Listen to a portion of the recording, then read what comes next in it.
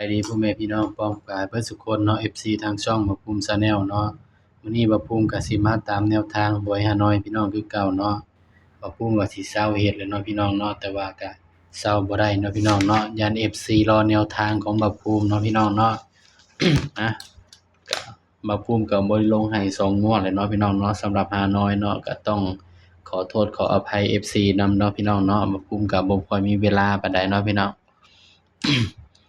ก็มาตามกันต่อเนาะบัดนี้พี่น้องสำหรับงวดวันที่12เนาะพี่น้องเนาะสำหรับแนวทางหวยฮานอยเฮาเนาะสำหรับงวดวันที่12เนาะพี่น้องเนาะ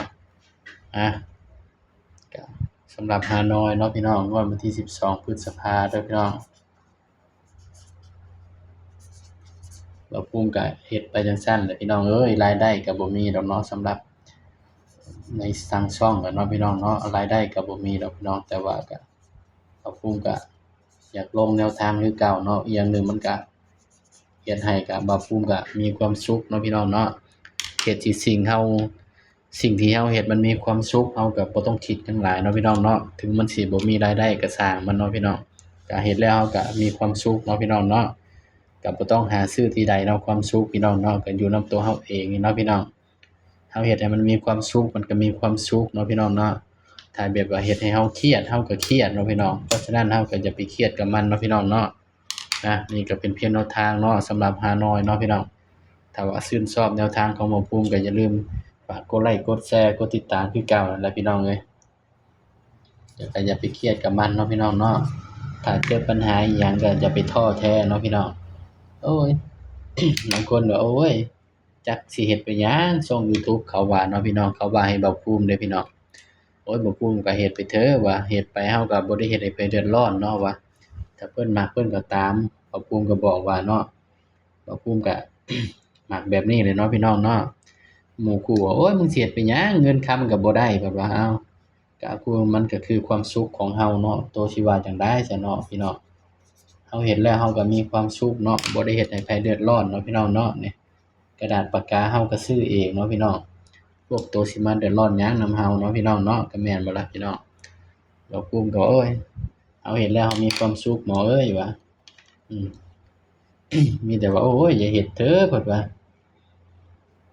คนเฮาเนาะคิดบ่คือกันพี่น้องบ่ภูมิเฮ็ดบ่ภูมิก็มีความสุขเนาะพี่น้องเนาะก็ห้ามบ่ภูมิบ่ได้ดอกพี่น้องมันก็คือความสุขของบ่ภูมิเนาะถึงมันสิบ่ได้เงินก็ตามเนาะแต่ว่าบ่ภูมิก็ยังสิเฮ็ดไปเรื่อยๆนั่นแหละพี่น้องเนาะ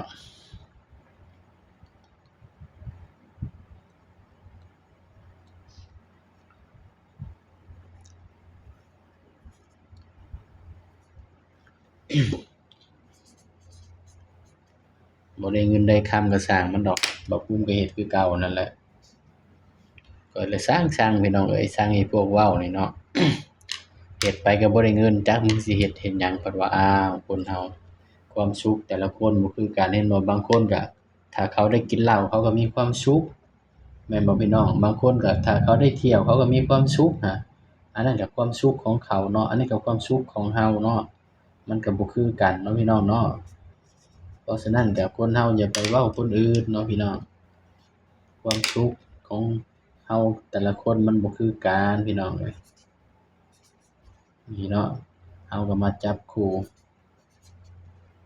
ก็แบบง่ายๆโลดพี่น้องเนาะอันนี้คือตัวเด่นเนาะให้เด่น2กับ3สำหรับตัวรองก็คือ1เนาะพี่น้อง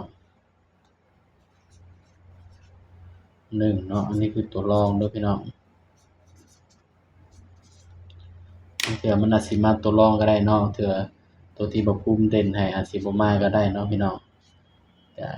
เป็นเพียงแนวทางเนาะพี่น้องเนาะนี่ ก็อย่าลืมไปตัดลิ้นเด้อพี่น้องเด้อ46 45เนาะในชุด3ตัวมันมักมาคู่กันเนาะพี่น้องเนาะนี่นี่ก็เป็นเพียงแนวทางเนาะสำหรับหวยฮานอยเนาะของงวดวันที่12พฤษภาคม68เนาะพี่น้องเนาะสิ่งใดทำแล้วมีความสุขก็ทำต่อไปเนาะพี่น้องเนาะ แม่นบ่ FC อ่าสำหรับคลิปนี้เนาะบ่ภูมิก็ฝากพี่น้องไว้เพียงส่ำนี้เนาะอย่าลืมกดไลก์กดแชร์กดให้กำลังใจบ่ภูมิสู้ต่อไปเนาะพี่น้องเนาะสำหรับคลิปนี้ก็สบายดีครับ